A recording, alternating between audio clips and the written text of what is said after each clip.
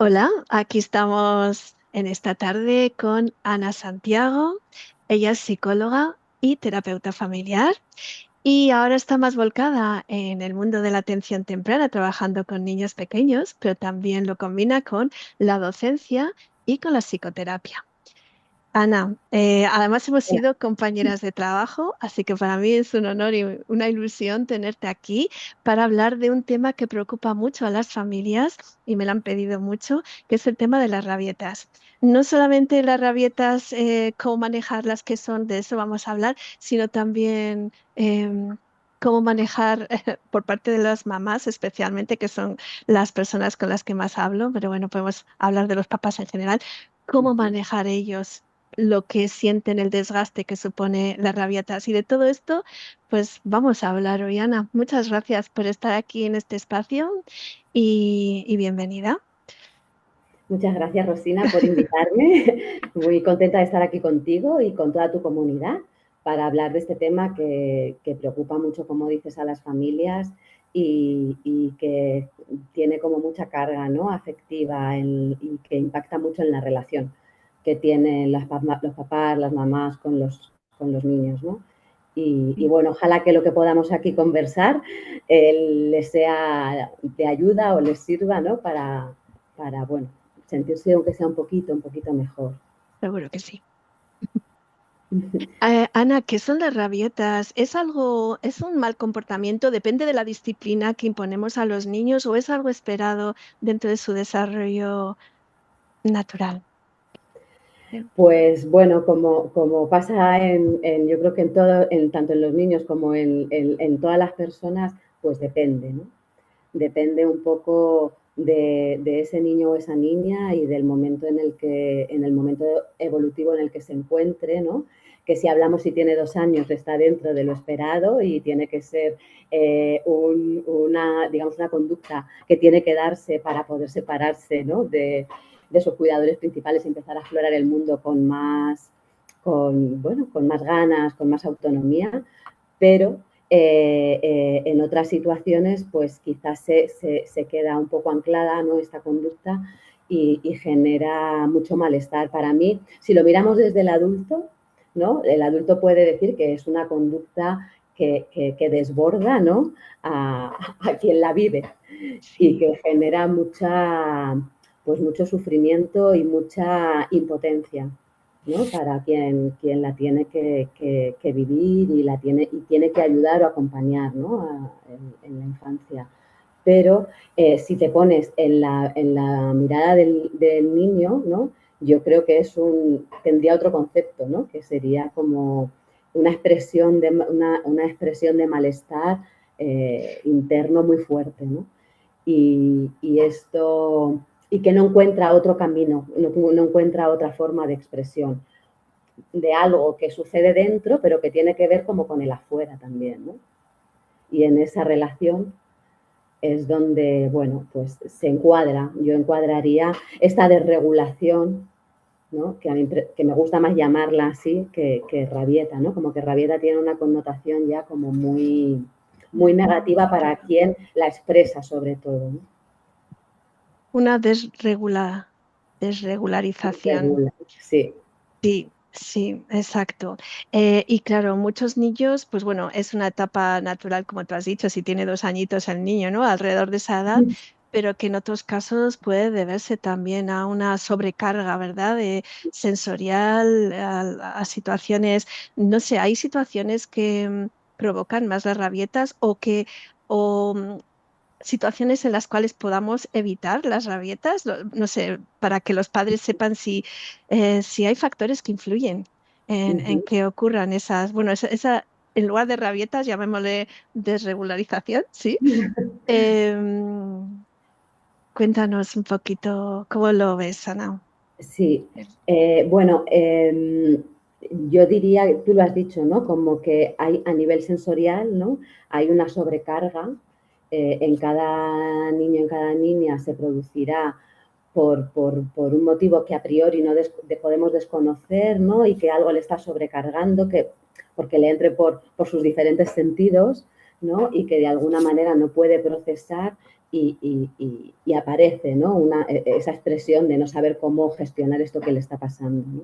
Entonces, el poder observar ese tipo de situaciones y anticiparnos un poquito para poder comprender qué es lo que ha pasado, porque es verdad que a veces escuchamos, ¿no?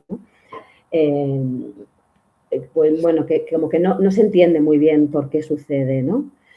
Y es verdad que a veces es muy difícil saber por qué suceden, pero detrás puede haber muchas causas, como tú dices, la parte sensorial, ¿no? Que puede ser de base, o a nivel emocional, ¿no? Que también algo ha sucedido consigo mismo o en la relación con los otros, en el contexto en el que está, que dispara, ¿no? Y hace sentir ese malestar, se sale como digamos de su ventana, ¿no? De tolerancia y se expresa. Entonces es difícil decir, ¿no? Pues, ¿qué le sucede a cada uno? ¿Por qué le sucede a cada uno esto? Pero sí que tenemos que tener en cuenta que poder tener una mirada como más abierta para poder observar son pistas que nos pueden ir ayudando para poder entender un poquito más, porque si entendemos un poquito más es más fácil colocarnos para poder acompañar a ese niño o a esa niña, es más fácil que a lo mejor nos sintamos menos invadidos por esa conducta porque podemos poner más distancia, ¿no? Y son, bueno, pequeñas pistas que podemos como, que tenemos que acotar. Y quizá no tanto en el momento de la explosión, porque ahí la observación, ¿no? Del adulto también o de la mamá que pueda estar en ese momento con ese niño, con esa niña, no va a ser la más tranquila, la más sosegada, la más receptiva, ¿no? La más perceptiva para poder entender un poquito, ¿no? Lo que ha podido pasar. Está claro que no vamos a poder saber posiblemente todo lo que le esté pasando por dentro y va a haber cosas que desconozcamos y que no sepamos. Y eso siempre yo creo que va a generar como mucha pues inseguridad ¿no? O impotencia, pero sí hay una parte que yo creo que sí que se puede poner un poquito de luz, ¿no? Y ahí es pues tratar de ir conociendo cuándo van sucediendo para, bueno, pues si nos da pistas para poder entenderlas un poco más y poder abordarlas mejor, ¿no? Mejor.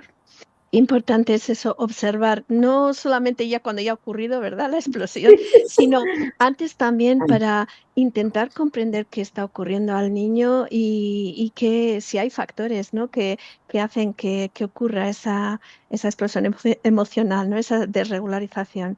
Es muy importante que hagamos esa observación, Ana. Yo también creo que debemos observar más y mirar a los niños desde otro punto de vista para intentar ponernos un poco en su lugar, intentar entender qué sienten, ¿no? Y también conocer los procesos que ocurren en los niños en su desarrollo para entender, pues eso, que hay edades en las cuales no va a haber el mismo control de las emociones, ¿no? Y de lo que sienten ellos y de su conducta y sus reacciones.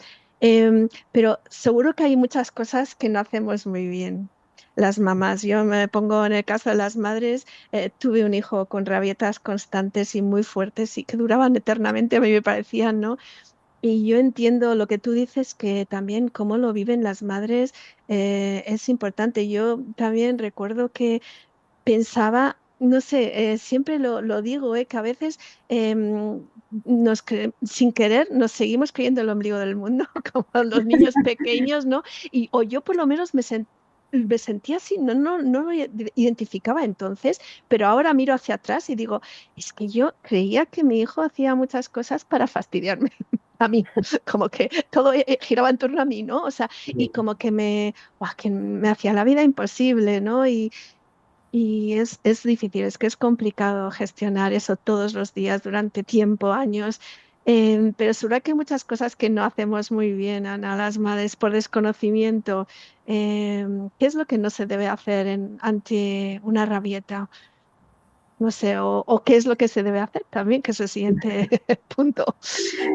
Sí, bueno, partiendo de que cada uno en ese momento hace lo que puede, y yo creo que es el primer mensaje, porque cada madre o cada padre o cada persona que está con un niño que en un momento ¿no? Tiene una desregulación emocional o una conducta muy explosiva. Yo creo que lo más importante ahí es primero quitar por un lado esas culpas, ¿no? De lo estoy haciendo bien o mal, porque eso al final genera una presión, una carga, una angustia que ya te coloca en ese momento en una posición diferente, que hace que, bueno, pues que todo esté más tenso, dejémoslo así, ¿no? Y eso no ayuda. Y eso no ayuda. Y es bidireccional, porque el niño o la niña además lo capta enseguida. Huele el miedo, ¿no? Sí. Y reacciona voluntariamente, pues yo diría que no. Es decir, no hay una conciencia ahí de, pues voy a hacer esto, pero implícitamente, pues el niño o la niña a lo mejor en ese momento trata de defenderse, porque sí que siente cierta amenaza, cierta inseguridad, cierta falta de control, ¿no? Que al final es lo que más miedo le da también, ¿no? Porque ya bastante descontrol siente él internamente porque no sabe qué hacer, ¿no? Y si ve al adulto que está enfrente, a la que mamá, no al papá, controla a quien tampoco. sea, que no controla, pues aquello no va bien, ¿no? Entonces yo creo que eso es como algo muy importante a tener en cuenta.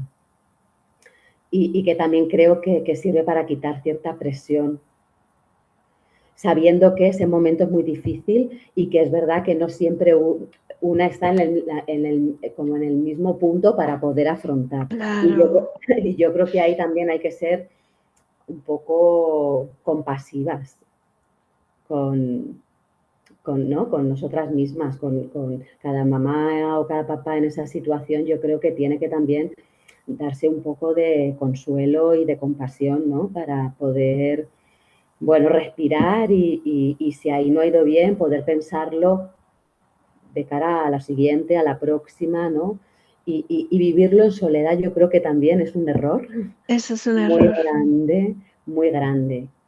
Porque sí, porque es una situación que genera, como decía, mucha angustia y mucha incomprensión también, ¿no? Porque además este tipo de conductas o de reacciones o de expresión emocional no siempre suceden en lo íntimo, ¿no? Esa es una pregunta que te quería hacer, porque claro, ¿cómo gestionamos una rabieta? Que sí, que tenemos que mantener la calma, acompañar a los niños y tal, pero ahora nos cuentas un poquito más si tú quieres, pero también es que pasamos mucha vergüenza las madres. Yo ahora lo veo desde la distancia y pienso, ojalá hubiera pensado más en el bienestar de mi hijo y no en el mío, ¿no? El pensar que qué mal lo estoy pasando yo con esta situación que no puedo más. Me hubiera gustado más ahora ponerme en el lugar de él y sobre todo hay situaciones cuando las rabietas ocurren en público que algunas mamás pasamos tanta vergüenza que sabemos lo que tenemos que, o en teoría deberíamos hacer, pero no lo hacemos porque es una situación que se nos sale de las manos. Estamos quizás demasiado pendiente de lo que opinen los demás en lugar de estar pendiente de qué está ocurriendo al niño, a la niña, ¿no? En ese momento y cómo ayudarle, acompañarle a él o a ella. Sí, y te añado, no solo el bienestar del niño o de la niña en ese momento, sino el tuyo también. El tuyo, ya, el de la mamá, el de los padres, pero vamos. Sí. Sí, porque también te tienes que mirar a ti.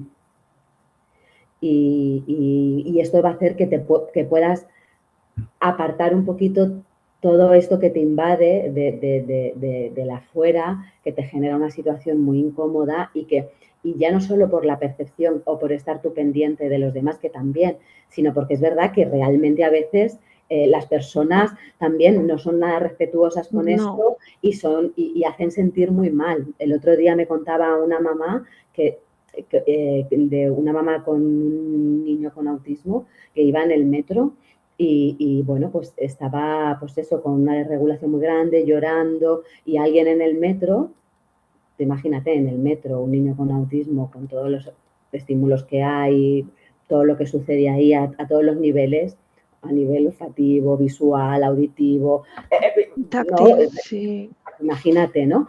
Bueno, pues una señora que había en el metro le dijo que hiciese callar a su hijo, que no sabía por qué no, como de muy malas maneras, ¿no? Pero sucedió algo Bueno, ella le contestó que se sentía orgullosa porque nunca había podido hacer esto, de decirle, mire señora, mi hijo es un niño que tiene autismo y esto a veces le sucede porque no se siente bien, porque lo que sucede alrededor le sobrepasa, pero muy breve, ¿sabes? Pero como que pudo responder.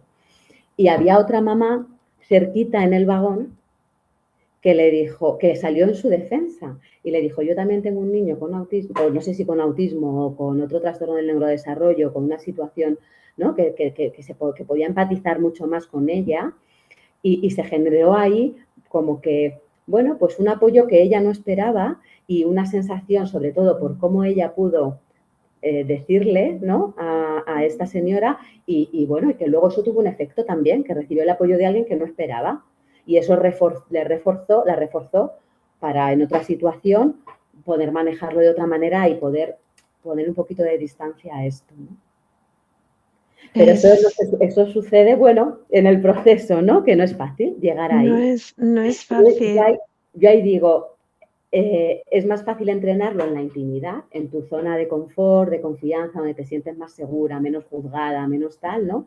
Y luego, en la medida en que esto pase, te va a ser mucho más sencillo hacerlo en un sitio o en otro. ¿Y cómo lo entrenamos, Ana? ¿Cómo se entrena a manejar, ¿no? ¿Cómo se entrenan las madres o se entrenan ellas junto con sus hijos para manejar estas situaciones y hacerlo, pues idealmente en el hogar, en la intimidad, para que después pues, se pueda manejar lo mejor posible esa situación en público? Que no sé Claro. si es posible. ¿Qué se puede hacer? Pues se Porque pueden hacer, ya hemos dicho algunas cosas, es decir, yo no creo que haya como una pauta ya, digamos, común a todas las situaciones, ¿no?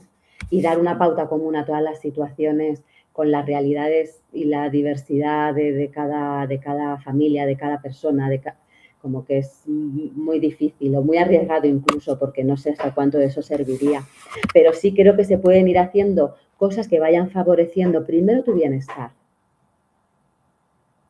¿no? Como esto que tú estés bien que tú primero, estés, ¿no? Eso es... que tú estés bien. Es decir, que te sientas acompañada, que puedas hablar de estas cosas que te preocupan, de lo mal que te hace sentir cuando esto pasa, escuchar a otras familias o a otras madres o incluso a las educadoras, a otras personas que tienen relación con tu hijo o con tu hija, para ver también qué hacen ellas en estas situaciones y te pueden dar ideas y compartirlo. Una vez que cuando uno comparte o una comparte, ¿no? Como que, bueno, cuando se comparte el dolor pesa menos, ¿no? Entonces, esta parte de compartir con la comunidad de alguna manera a nivel, esto, ¿no? Con personas de referencia, ya sean amistades, profesionales, educadoras, ¿no? Yo creo que eso es muy importante con tu pareja, si vives en pareja, con alguien con que para ti te sirva, ¿no?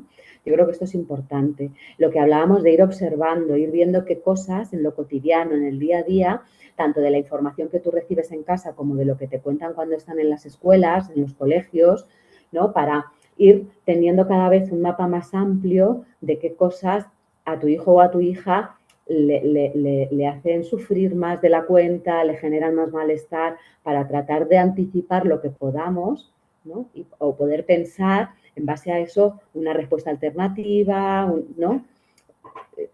Todo eso nos va a ir dotando como de estrategias que nos pueden ayudar en un momento dado, porque a lo mejor hay algún día que puedes anticipar y ves que va a saltar la rabieta de alguna manera esta expresión y a lo mejor tienes preparada una caja sensorial con algunos objetos sabes que le calman, que le hacen sentir bien, ¿no? Y puedes desviarle un poquito antes de que eso suceda a esto que a él o a ella le gusta y bueno, has reconducido, ¿no? Por ejemplo. Entonces, cuanta más información tengamos de lo que sucede, podemos pensar en estas pequeñas, bueno, actividades a lo mejor que en casa se pueden hacer, a lo mejor en la calle no. Claro. Conviene que las mamás reciban ayuda profesional, porque tú antes decías que el no estar solas es muy importante, ¿verdad? El hablar con otras mamás, ver cómo lo hacen, con profesionales. Es conveniente que tengan ayuda profesional para aprender a gestionar estos momentos difíciles. Claro, y poder hablar en la especificidad de lo que a ella le pasa, en el contexto en el que le pasa y pensando también en su hijo o en su hija en particular, ¿no? Pues si llega un momento en el que esto se hace muy cuesta arriba, genera mucha angustia, mucho malestar, mucho sufrimiento, ¿no? Yo creo que sí. Es decir, que hay profesionales que pueden ayudar en este camino, ¿no? Que a lo mejor no va a hacer que desaparezcan esas expresiones tan rápido como nos gustaría, o no va, a lo mejor no tienen la varita mágica, ¿no? Para decir esto hay que Claro. hacer, pero yo creo que sí que contribuye a poder manejar estas situaciones mejor, a afrontarlas mejor, y esto ya va a tener una consecuencia directa en esa situación y en la expresión del niño o la niña en este momento. Es Porque eso hay una parte ahí que interfiere, es bidireccional y ya no sabemos qué va a hacer, ¿no? Pero algún efecto beneficioso también va a tener, va a generar un cambio, seguro. Sí, es bueno En que algo, aunque no lo cubra todo. seguro que sí, No, ¿no? porque no todo depende tampoco todo depende, perdona Rosina, porque no Sí, todo no. depende tampoco de la mamá y de lo que haga, que esto también es muy importante, de lo que a ella, a esa mamá, a ese papá le corresponde. Pero por lo menos eso, tenerlo como, bueno, un poquito más cuidado. Ujú. Que un profesional pueda ayudar a esa mamá a conocer la situación, las necesidades de su hijo, lo que pueda prevenir en el momento de la rabieta o después cómo trabajarlo, ¿no? Cómo tratarlo y también ayuda a la mamá a llevar esa situación que como tú dices es bidireccional, o sea, el niño se pone nervioso, la madre también, el cómo gestionamos esos momentos, cómo nos sentimos nosotras, las madres, pues es muy, muy importante, ¿verdad? Para poder, bueno, Sí, pues sobrellevar esa situación de la mejor manera. sí, sí. Y Es decir, y que no arranca por lo que ella haga, que eso también hay que tenerlo claro. quitar esa culpa es muy importante también porque no sé cómo son las cosas hoy en día, porque yo estoy pensando en una época en la que hace ya 30 años prácticamente, ¿no? Pero sí recuerdo cómo nos cae mucha culpa porque siempre se ven como en esa mamá o esa persona del metro, ¿no? Que Sí, juzgó a ese niño o a esa madre diciéndole podías hacer callar a tu hijo, como si fuera algo que pudiera hacer la madre, conseguir la madre, ¿no? Y muchas veces cuando nuestros hijos tienen esas explosiones emocionales, las personas tienden a verlo como un problema de conducta y que, bueno, pues que la razón principal es porque no hay la suficiente disciplina sí, o una educación adecuada, ¿no? En ese, por parte, y además la culpa le llevamos más las madres, más que los sí, padres, no sé por qué, nos cae más sobre nosotras. Y entonces eso es algo con lo que también yo siempre lo veía como otro frente en el que luchar. Y creo que no nos merecemos gastar energía en las madres ahí y nuestra energía, nuestra atención en intentar luchar contra pues lo que decíamos antes, contra lo que opinen los demás y porque es muy desgastante también esa parte. Y sí, necesitamos saber que no es culpa, ¿verdad?, de la madre el hecho de que el niño tenga esta desregularización, ¿no? sí. Por eso yo creo que el comprender también baja un poco también esa, como que coloca, ¿no? Que es mío, que es del otro, que es de tal, ¿no? Porque reparte y en ese reparto me parece que es más justo, que cada uno a lo mejor tiene que hacer o poner algo ahí diferente o pensar algo distinto, ¿no? Pero que no es el todo, ¿no? Y sobre todo si hablamos de niños o niñas con, con autismo o con algo, ¿no? Que, que, que era un tema que queríamos también como... Sí, sí, porque son diferentes las rabietas en los niños con autismo. ¿Tú crees que hay una diferencia? Yo creo que se comparten muchos aspectos parecidos en algunos niños que están dentro del espectro autista que otros niños como mi hijo, por ejemplo, que no estaban, ¿no? No sé si, pero claro, ¿crees que hay diferencia? ¿Tú cómo lo ves?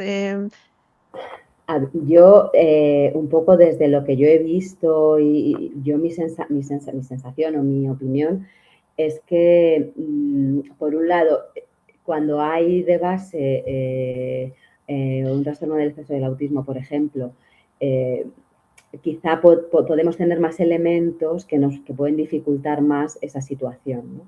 Pues porque hablamos que el tema del procesamiento sensorial, aunque sucede a otros a niños. todas las personas, nos sucede, Sí, ¿no? Cada una tenemos nuestro, ¿no? Lo que nos pone, nos irrita más, procesamos peor, nos distorsiona, ¿no? Pero en ellos o en ellas, bueno, pues es verdad que digamos y no todos son iguales, ni mucho menos, pero sí que esta parte sensorial es algo que está muchas veces en esa base y que hace más difícil esa gestión, ¿no? Porque al final, bueno, pues hay más elementos que generan una disrupción, ¿no? Una interna, ¿no? Y quizá menos estrategias para poder elaborar eso que pasa, que yo creo que sería, a muchas veces hay menos acceso al lenguaje, a la comunicación, a la petición de ayuda, ¿no? Entonces todo esto lo hace mucho más difícil. sí. El poner palabras, es decir, si tú lo que percibes con tu cuerpo, digamos, físicamente o sensorialmente, no lo puedes como encajar o darle un sentido y además no encuentras ni palabras ni siempre encuentras la forma de comunicar, ¿no? Esto que te está pasando o de ordenar, pues esa experiencia es mucho más Difícil, abrupta, se ¿no? abrupta, sí, sí, sí. Entonces esto lo hace mucho más difícil o puede hacerlo mucho más difícil. Hay que ver en cada caso, ¿no? Pero que parte de ese lugar, que no se lo ponen, que yo creo que no lo pone más fácil. Y Claro. a quien recibe esto, pues tampoco, ¿no? Y además en el caso del autismo, pues muchas madres o padres están viviendo la situación de las rabietas un tiempo muy largo, o sea, durante años, todos los días, muy a menudo. Y claro, todo eso hace que sea pues más difícil porque si ya es desgastante en sí mismo, ¿no? Pues el tema de las rabietas, ¿no? El que existan, pues que se prolonguen en el tiempo y ocurran a menudo, pues lo hace todo mucho más difícil. Sí, por eso es muy importante que por lo menos el sentirse, ¿no? Con ese apoyo y el poder compartir con otras personas que puedan estar pasando por lo mismo, con un profesional, con otras personas que conocen al niño o a la niña que les pueden escuchar, les pueden entender, pueden pensar algunas opciones juntas o lo que tú no has visto, a lo mejor lo ha visto y ahí es como, mira, pues aquí, ¿no? Muchas veces las cosas se ven desde fuera mejor que cuando estás dentro. Sí, Quiere decir que una tercera claro, persona puede ver, ¿no? Cómo sí, lo que ha disparado esa rabieta, quizás cómo se podría evitar, cómo es la reacción de la mamá también. No sé, pues claro que la ayuda profesional puede ser muy, muy importante. Y luego la comunidad, ¿no? El poder compartir con otras familias y lo que tú dices, lo que no se le ha ocurrido a una familia se le ha ocurrido a otra y le funciona y a lo mejor le puede funcionar a otras personas también, ¿no? Eh, sí. y bueno, pues es interesante tenerlo en cuenta. Mm. Ujú. Y es muy importante en todo en general, no solamente con el tema de la rabieta, sino ante No, cualquier problema es muy importante sentirte acompañada por otras personas que están pasando por lo mismo sí, y también por profesionales que te puedan ayudar sin duda. sí, Mm. sí, sí. Es decir, en todas las etapas y en todas las situaciones y en todas las condiciones y ¿no? Porque a todos nos En la pasan vida, cosas sí. y que requieren pues, un ajuste y que a veces lo encontramos más fácil y otras veces, bueno, pues tarda más en llegar y se hace más duro o más difícil, ¿no? Oh, bueno, Ana, qué interesante. No sé si hay algo que te gustaría que se nos haya quedado o que pudiéramos comentar. Al final, pues eso, en cada caso, cada madre o cada padre, pues debe observar, como tú decías, para encontrar, bueno, pues posibles ayudas para. Disparadores, ¿no? Perdona, Disparadores. disparadores. Eso es muy importante tener en cuenta los posibles disparadores que pueden ser en los niños, pues eso, diferentes en unos niños que en otros, y que tenemos que prevenir o prever, ¿no? Esas situaciones para empezar. y luego ver cómo se les puede distraer, como tú decías, o has utilizado otra palabra, bueno, no sé, como que Desviar, puedes redirigir o, ¿no? desviar, Desviar, ¿no? La atención del niño, intentar, pues bueno, que la situación sea menos explosiva y menos... Y bueno, y luego pues también tener paciencia, saber que el niño lo está pasando mal también, ¿no? Y que somos los adultos los que supuestamente hemos de controlar esa situación dentro de lo que podamos, ¿no? claro. Que intentemos evitar que el niño sienta que nosotros también estamos totalmente desbordadas, porque eso no ayuda, sino que empeora la situación, ¿verdad? Sí, y escuchándote añadiría dos cosas más. Por un lado, el poder poner palabra, ¿no? Que el Sí. adulto, si está tranquilo, está relajado, puede sintonizar más, puede ver más, tomar más distancia y ver qué pasa para poder poner palabra, porque eso va a ayudar mucho luego a que el niño o la niña ponga su propia palabra, ¿no? De su propio significado, y necesita primero escucharlo de la Del persona de adulto. referencia, del Sí. adulto de referencia. Eso por un lado, y por otro, pensando en esto, y pensando, como acabamos de hablar, de los niños y las niñas con autismo, eh, a veces un apoyo visual ayuda a entender, ¿no? Entonces, esto también es algo que se puede complementar, ¿no? Y me estoy acordando ahora que se han creado hace poco unas tarjetas tipo cartas con la idea un poco de pictogramas, pero bueno, desde otro lado, ¿no? Emocionales. Mm. Y están muy bien para poder ayudar a poner palabra a emociones, sentimientos y a las cosas que pasan por dentro, para facilitar esa comunicación desde otro lugar, digamos, más, bueno, pues más... Que no sea emoción pura y desbordada Sí, y como que le descontrolada. resulte más útil, que sea más útil, que sea más útil para ese niño, para esa niña, para esa familia, ¿no? Que luego por ahí también se van creando, ¿no? Recursos que en un momento dado pueden ser útiles para ir entrenando, ¿no? Que esto que decíamos antes, ir entrenando esto, aceptando ¿no? Estas situaciones bueno, con recursos que nos ayudan a a ampliar nuestro vocabulario. Yo creo que esto puede Muy, ser interesante también, sí. muy interesante que el niño pueda comunicarse a través de Sí, imágenes si no tiene, no cuenta con la palabra, ¿no? Porque muchas veces creo que estos momentos de desregularización y de frustración muchas veces llegan precisamente por no poder comunicar lo que sienten o sus necesidades, ¿no? Y es muy importante que puedan hacerlo, creo que sí. Y después también contar, has mencionado pues que pudiéramos tener objetos o juguetes sensoriales que a lo mejor sí, puedan ayudar también en esos momentos para calmar, o a lo mejor pues ofrecer también tacto o algún sí, estímulo que calme, aunque a veces en plena explosión pues los niños quizás no lo quieran en ese momento, ¿verdad?